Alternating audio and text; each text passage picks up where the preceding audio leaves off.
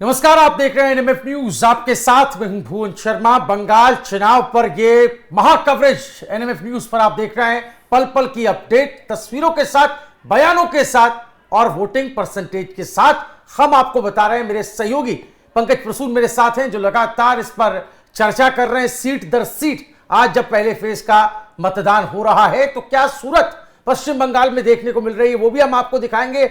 लेकिन आपको ये बता दें कि एक तरफ झड़प देखने को मिल रही है, कहीं पर कार्यकर्ता आपस में उलझ रहे हैं, टीएमसी के सो कॉल्ड गुंडों को भी देखा जा रहा है सड़कों पर।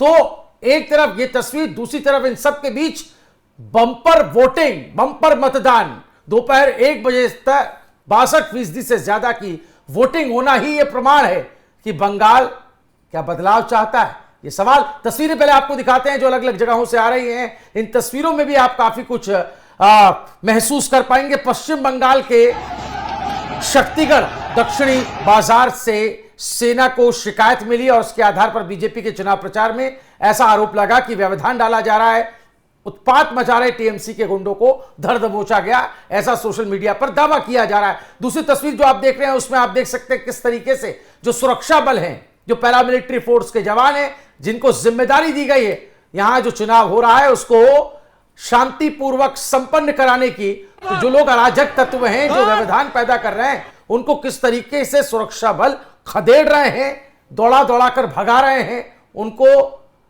शांति भंग करने के इल्जाम में अरेस्ट भी किया जा रहा है। ऐसी तस्वीरें आपको दिखाई दे रही होंगी।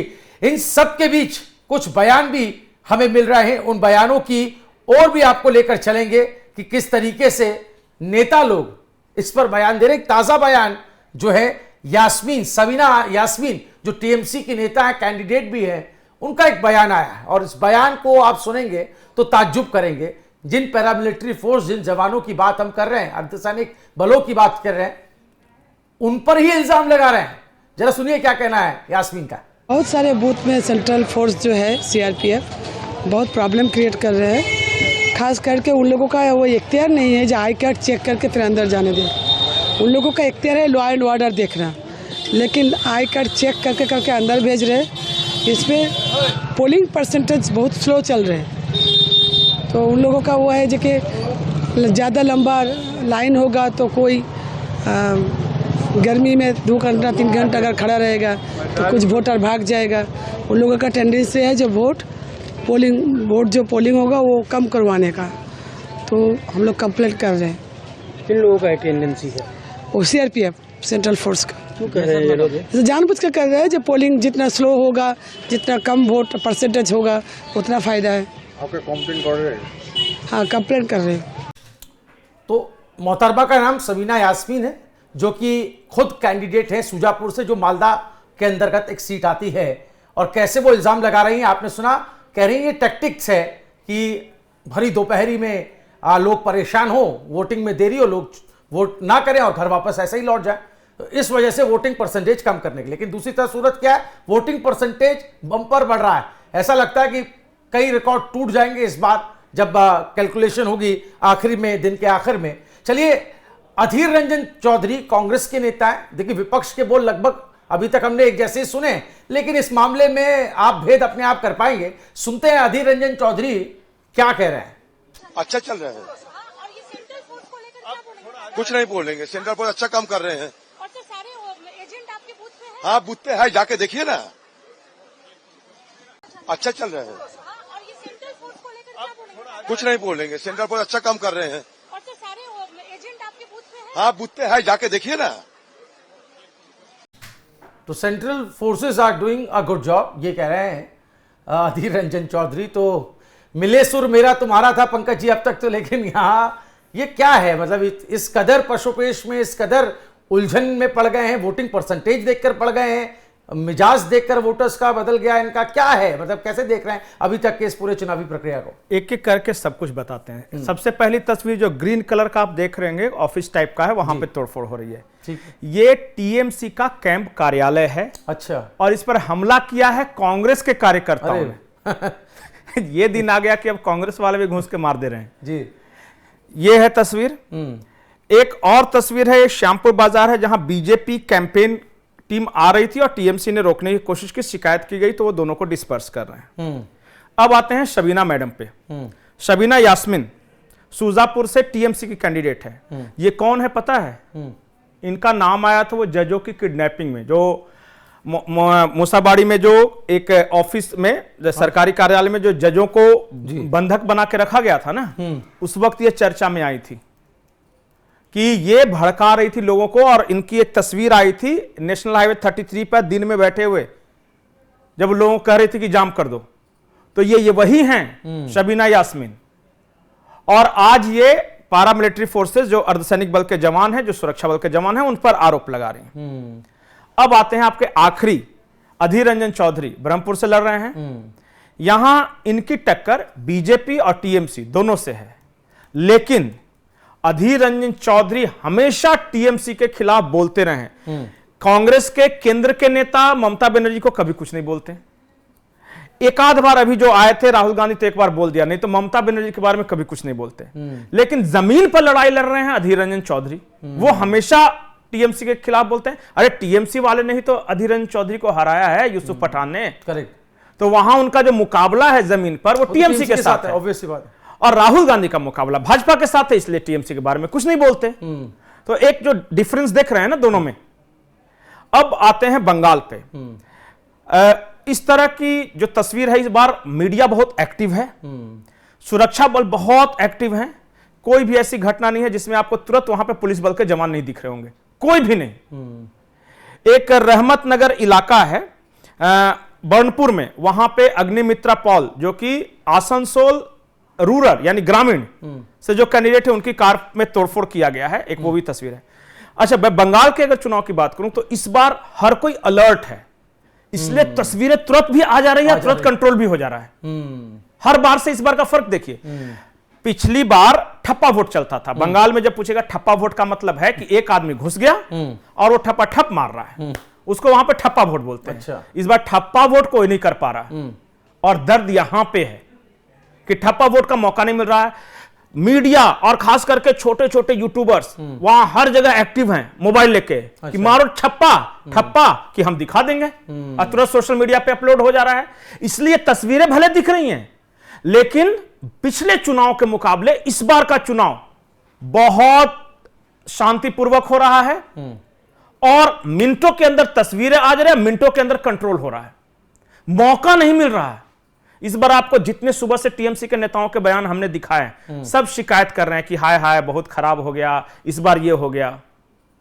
और कांग्रेस के लोग, भाजपा के लोग तारीफ कर रहे हैं, बहुत अच्छा मैनेजमेंट है इस बार हर बार के मुकाबले। तो इस बात को समझिए कि शिकायत कौन कर रहा है और तारीफ कौन कर रहा है। एक और महत्वपूर्ण बात मैं बता रहा हूं कि इन तस्वीरों को देखकर जो बंगाल के बाहर हैं, बहुत सारे लोगों को लग रहा हो कि बंगाल में हिंसा हो रही है, और ये है। अगर आप सिंचिए जरा कि अगर हिंसा होती और अगर किस तरह का व्यवधान होता तो इतने बड़े पैमाने पर वोटिंग होती। 1 बजे तक 62% मतदान। जरा सोचिए कि पिछले किस चुनाव में आपने सुना था कि 1 बजे तक 62%? कई जगहों पर तो हम ओवरऑल ये परसेंटेज देखते हैं। बिल्कुल, इस बार 1 बजे तक ही है। और अभी देखते जाइए, इस बार बंगाल का जन जन निकला है वोट देने, घर घर से लोग निकले हैं। अब अपने हिसाब से आप इसके मायने निकाल सकते हैं। बिल्कुल, कि जब आदमी पैशन में आके वोट देने निकलता है तो इसका मतलब क्या होता है? या तो वो सरकार से इतना खुश है कि जान दे देंगे पर इस सरकार को जाने नहीं देंगे, यह हो सकता है, या फिर इतना नाराज है कि चाहे तुम कुछ भी करते रहो उखाड़ के तो फेंक ही देंगे। दो ही मतलब हो सकता है इसका। तो या तो बिल्कुल प्रो इनकम्बेंसी होगी या बिल्कुल एंटी इनकम्बेंसी होगी। नहीं, और तो इस बार बंगाल में जिसका आएगा वह स्पष्ट आएगा, नहीं, जब आप कोई शक नहीं। जब आप हिंसा और इस तरह के शब्दों का इस्तेमाल करते हैं तो बंगाल में वोटिंग में हिंसा में अगर कोई क्षेत्र अग्रणी दिखता है तो बीरभूम है। बिल्कुल, बीरभूम में वो इसीलिए इलाका बदनाम हो जाता था, इसीलिए वो कॉन्स्टिट्यूंसी बदनाम रहती थी कि वहां पर तो हिंसा होनी तय है। लेकिन इस बार वहां पर जो लंबी कतारें देखने को मिली पोलिंग बूथ पर, और बीरभूम में जो तस्वीरें आप देख रहे हैं, तस्वीरों को देखकर कुछ कुछ अंदाजा हो जाता है। बीरभूम में इस बार जो जिस तरह की महिलाएं दिख रही हैं, मैं इससे ज्यादा कुछ नहीं बोलूंगा, उनके पहनावे को देखिए और अंदाजा लगाइए कि वोट देने ज्यादा कौन आ रहा है। वीरभूम जिस जगह की आप बात करें वहां बम्पर मतदान हो रहा है, बम्पर मतदान। हमारे पास जो आंकड़े उसके अनुसार 2 बजे तक 70% से ज्यादा वीरभूम में हुआ है। बताइए। तो अब जरा सोचिए, इस बार बंगाल में एक आम चुनाव नहीं हो रहा है, जैसे कि हर राज्य में चुनाव तो होता ही है, लोकतंत्र में है तो हर जगह चुनाव होता है, लेकिन इस बार बंगाल में आर या पार की लड़ाई हो रही है। और इस बार जो होगा वो पूरे देश की राजनीति पर असर डालेगा। मैं आज बोल रहा हूं कि बंगाल में जो होगा उसका असर पूरे देश पर दिखाई देगा। और पीएम मोदी भी आज उन्होंने सभाएं की हैं, रैलियां की हैं, और उनके बयान, उनके स्पीच में भी, उनके संबोधन में भी बंगाल में हिंसा कम हुई है इस बार, इसका जोर था। तो यानी कि देश का प्रधानमंत्री भी वोटर्स को यह भरोसा दिलाना चाह रहा है या बताने की कोशिश कर रहा है कि घरों से निकलिए, वोट कीजिए। यानी कि बंगाल की जो आबो हवा थी चुनाव के वक्त, वो इस कदर भय वाला माहौल था, डर वाला माहौल था कि वोटर इस वजह से ही नहीं निकलता होगा कि वो हिंसा का शिकार हो जाएगा। कृष्णानगर में प्रधानमंत्री, चलिए वो झालमुड़ी वाला तो सब चला है, बयान अलग, लेकिन जो एक बयान जो प्रधानमंत्री ने दिया है उस पर बहुत कम लोगों ने गौर किया है। प्रधानमंत्री ने क्या कहा पता है? कि मैं ये आखिरी वार्निंग दे रहा हूं 4 तारीख तक, कि ये वार्निंग है, जितना सिंडिकेट है, गुंडे हैं, या तो संभल जाए और नहीं तो उनका बिस्तरा गोल कर दिया जाएगा। क्या हर्ष होगा आप समझ नहीं सकते। ये देश का प्रधानमंत्री बोल रहा है, ऑन स्टेज बोल रहा है, तो जरा समझिए कि मैसेज क्या है। इस बार इसलिए मैंने कहा कि आर या पार की लड़ाई है। गलत लोग हैं, जो गुंडे लोग हैं, उनको डरना चाहिए, वो डरें, और जो अच्छे लोग हैं, शांति प्रिय लोग हैं, वो जाएं और मतदान केंद्रों पर वोट देकर आएं, चाहे कुछ भी हो जाए इस बार। अच्छा, एक चीज मैंने और देखा है, पूरे बंगाल में एसआईआर को लेकर इतना हंगामा किया, एक वोटर का अभी तक बयान नहीं है कि वो गए थे वोट डालने तो उनको नहीं मिला तो उनका नाम कट गया, जो अमूमन आता है। आप देख रहे हैं, सब जा रहे हैं, सब वोट देके आ रहे हैं। बिल्कुल सही कह रहे हैं, ये शिकायत तो वहीं पे ध्वस्त हो गया। एक वोटर कंप्लेन नहीं कर रहा है, ज्यादा से ज्यादा लोग पूछ रहे हैं, तो ये पूछ रहे हैं कि किसको दिया, तो कौन आ सकता है, ये सब। कभी ये देखा है कि गड़बड़ी? कहीं नहीं, सुबह से एक शिकायत नहीं। तो सोचिए कितना बढ़िया व्यवस्था है, कितना पुख्ता इंतजाम है। अब बाकी जो झड़प हो रहा है ना, कोई बूथ पर थोड़ी ना हो रहा है, बूथ से अलग हो रहा है। एक तस्वीर दिखा दे कि बूथ के अंदर कोई कुछ कर पा रहा है, बूथ उसके आसपास का 100 मीटर क्षेत्र शांतिपूर्ण हो रहा है, और खूब लोग मजे से वोट दे रहे हैं, निकलकर परिवार के साथ आकर। मैं यही तो कह रहा हूं कि ये डबल फेस भी दिखा रहा है कई लोगों का।